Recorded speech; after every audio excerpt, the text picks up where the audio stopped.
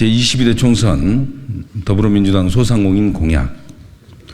우리 경제의 뿌리이자 민생 경제의 근간인 소상공인 자영업자들은 삼고와 경기 침체로 코로나19 때보다 더 어려운 시기를 겪고 있습니다.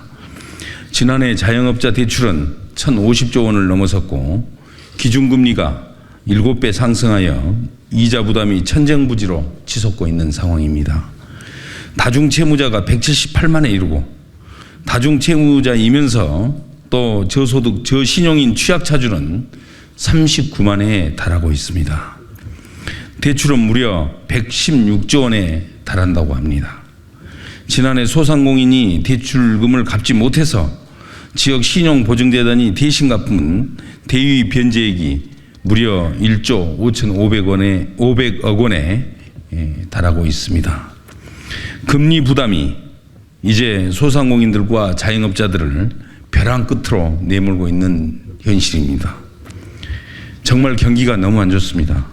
지난 1월 소상공인 체감 경기 지수는 48.1로 지난 2022년 2월 이후 23개월 만에 최저를 기록했습니다. 소상공인의 92.5%가 올해 경영 환경을 지난해와 비슷하거나 부정적인 것으로 전망을 하고 있는 상황입니다. 고물가로 원자재비와 재료비는 이렇게 계속 상승하는데 시민들은 지갑을 닫고 있습니다. 소상공인들 또 자영업자들은 장사 자체가 되고 있지 않아서 이자를 갚고 싶어도 갚을 수 없는 안타까운 실정입니다. 더불어민주당은 소상공인 자영업자들의 어려움을 조금이나마 덜어드리기 위해 노력해 왔습니다. 소비 촉진으로 매출을 증대시키기 위해 윤석열 정부가 전액 삭감한 지역 화폐 예산을 2023년에는 3,135억 원, 그리고 올해는 3,000억 원을 증액을 시켰습니다. 소상공인 비용 부담을 완화하기 위해서 소상공인 전기요금 지원 예산 2,520억 원을 민주당의 주도로 반영을 했고, 또 조만간 최대 20만 원의 전기요금 지원을 우리 소상공인들이 받을 수 있게 되었습니다. 하지만 이것으로는 소상공인 자영업자들의 어려움을 해결하는 데는 턱없이 부족합니다. 더불어민주당은 소상공인 자영업자들의 금리 부담과 경영 부담을 낮추고 매출을 확대를 해서 마음 편히 일하고 장사할 수 있는 환경과 기반을 반드시 만들겠습니다. 공약 첫째입니다. 첫째, 고금리로 인한 소상공인 자영업자들의 금리 부담을 대폭 낮추도록 하겠습니다. 소상공인 정책 자금을 지금보다 2배 이상 확대를 해서 저금리 대환대출 예산을 대폭 반영하여 소상공인 자영업자들에게 이자 감면 혜택을 제공하겠습니다. 소상공인이 급하게 필요할 때 이용하는 고금리의 보험 약관 대출을 합리적인 가상금리 책정으로 저금리로 전환토록 하겠습니다. 소상공인의 사업체 부채액은 1억 8,500만 원 정도 되고 있습니다만은 영업이익은 3,100만 원에 불과한 실정입니다. 이자를 감안하면 6년간 영업이익을 죄다 쏟아부어도 부채를 갚을 수 없는 실정입니다. 소상공인 자영업자들이 상환 압박에서 벗어나서 중장기로 갚을 수 있는 장기 분할 대출 프로그램을 도입토록 하겠습니다. 둘째, 소상공인 자영업자들의 경영 부담을 대폭 덜어드리겠습니다. 소상공인 에너지 비용 지원을 위한 에너지 바우처를 도입했습니다. 올해 한시적으로 시행하는 영세 소상공인 전기요금 특별 지원 사업을 지속 추진하겠습니다. 임대료는 소상공인 자영업자들의 가장 큰 부담 중에 하나입니다. 올해 일몰 예정인 착한 임대인 세액 공제를 상시화하고 영세 소상공인을 대상으로 무이자 또는 저금리의 임대료를 지원하겠습니다. 윤석열 정부가 대선 공약으로 약속해놓고 파기한 임대료 분담제 도입 방안을 반드시 마련하겠습니다. 관리비로 임대료를 인상하는 꼼수를 방지하기 위해 관리비의 투명성을 확보하고 임대인의 계약갱신 거부 등으로 인한 퇴거 시 퇴거 비용을 보상받을 수 있도록 추진하여 상가 임차인을 보호하도록 하겠습니다. 간편 결제와 모바일 상품권 등 결제 수단이 다양화되면서 소비자 편의는 증대되었지만 높은 수수료로 인해 소상공인 자영업자들의 부담은 커지고 있습니다. 금융회사, 전자금융업자 등이 가맹점 수수료를 산정할 때 원가 및 적정 수익 등에 근거한 적격 비용 체계를 도입하고 영세, 중소, 소상공인은 우대 수수료율을 적용하겠습니다.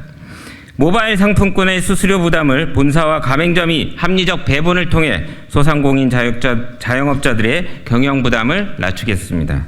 셋째, 지역화폐와 온누리 상품권 발행 규모를 대폭 확대하여 소상공인 자영업자의 매출을 늘리겠습니다. 코로나19보다 어려운 시기인 만큼 코로나 시기보다 지역화폐 발행 규모를 대폭 확대하여 골목상권을 살리겠습니다. 지역화폐의 국비 지원을 상시화하고 온누리 상품권의 사용처를 합리적으로 개선하고 확대하겠습니다. 전통시장에만 적용되는 신용카드 소득 공제를 지역화폐와 온누리 상품권이 사용 가능한 소상공인들의 모든 점포로 확대해서 매출 증대에 도움이 되도록 하겠습니다. 넷째, 소상공인 자영업자의 폐업지원금을 확대하고 신속한 제도전을 지원하겠습니다. 경기 침체로 소상공인 자영업자들의 폐업이 속출하고 있습니다. 지난해 폐업 사유로 지급된 노란우산 공제금이 1조 원을 넘어서고 있습니다. 그런데 소상공인 자영업자들은 폐업을 하고 싶어도 높은 철거비와 원상복구 비용, 대출금 일시 상환으로 인해 폐업도 못하고 이자를 내기 위해 대출을 받아야 하는 악순환에 처해 있습니다. 22년 기준 폐업에 소요되는 비용은 평균 약 2,323만 원에 달하지만 폐업 지원금은 최대 250만 원에 불과합니다. 소상공인 자영업자들의 원활한 폐업과 재도전을 지원하기 위해 폐업 지원금을 1,000만 원까지 대폭 상향하고 주유소, 목욕탕 등 철거 비용이 높은 업종은 추가 지원도 검토하겠습니다. 폐업 시 대출금 일시 상환유예로 적시 폐업 후에 신속한 재도전을 할 수 있도록 지원하겠습니다. 소상공인의 마지막 보루인 노란우산 공제의 최소 납부 금액을 완화하고 신규 가입자 지원을 확대하겠습니다.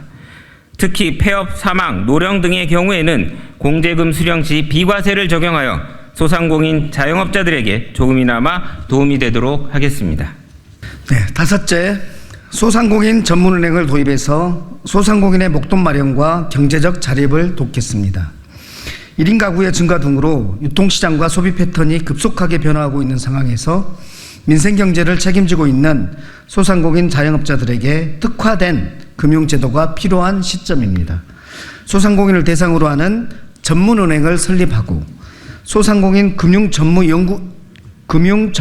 연구기관을 설치하여 소상공인 자영업자의 창업, 성장, 폐업, 재도전 등 생업 주기별 맞춤형 금융지원 프로그램 개발 등을 적극 추진하겠습니다. 특히 영세 소상공인 대상으로 3년 동안 매월 저축하는 일정 금액만큼 정부가 매칭 지원하는 소상공인 내일 체험 공제를 도입하여 소상공인 자영업자들에게 목돈 마련의 기회를 제공하겠습니다. 여섯째, 온라인 시장에서 공정한 거래와 상생을 촉진하겠습니다. 소상공인 자영업자들의 온라인 플랫폼에 대한 의존도가 증가하는 만큼 과도한 수수료와 광고비 등 불공정 거래 행위도 증가하고 있습니다. 온라인 플랫폼 입점업체인 소상공인 자영업자들을 보호하고 상생하기 위해 플랫폼 사업자의 불공정 거래 행위를 금지하고 국내외 거대 플랫폼 사업자의 독과점에 따른 폐해 방지를 위한 법적 근거를 마련하겠습니다. 더불어 온라인 플랫폼 입점 사업자뿐만 아니라 가맹점주, 대리점주, 수탁사업자의 단체 등록제와 단체 협상권을 부여하여 합리적인 거래 계약을 유도하도록 하겠습니다. 일곱째, 소상공인 인력지원법을 제정하여 인력난을 해소해 나가겠습니다. 첨단 기술의 발전과 산업구조 등의 변화로 소상공인은 인력난을 겪고 있습니다. 소상공인 구인, 구직 연계 강화, 지역, 업종, 직종별 인력 양성 사업 등 소상공인 인력지원법을 제정하여 인력난을 해소하겠습니다. 여덟째, 화재로부터 소상공인 자영업자의 재산을 지켜내겠습니다. 지난 서천시장 화재처럼 전통시장과 상점과의 큰 불이 발생하면 소상공인 자영업자들은 한순간에 삶의 터전과 재산을 잃게 됩니다. 화재 공제에 가입했어도 보장 한도가 낮아 피해를 감당하기 어렵습니다. 화재 공제 대상 범위를 전통시장뿐만 아니라 주변 상점가와 화재에 취약한 골목 상권까지 확대하겠습니다. 또한 보상 한도를 현실화하고 30.6%에 불과한 화재 공제 가입률을 높여 화재로부터 소상공인 자영업자들의 재산을 지키겠습니다. 소상공인 자영업자가 살아야 민생도 살고 경제도 살아납니다. 더불어민주당은 3고와 경기 침체로 큰 어려움을 겪고 있는 소상공인 자영업자들이 부담은 줄이고 매출은 늘릴 수 있는 환경을 반드시 만들겠습니다.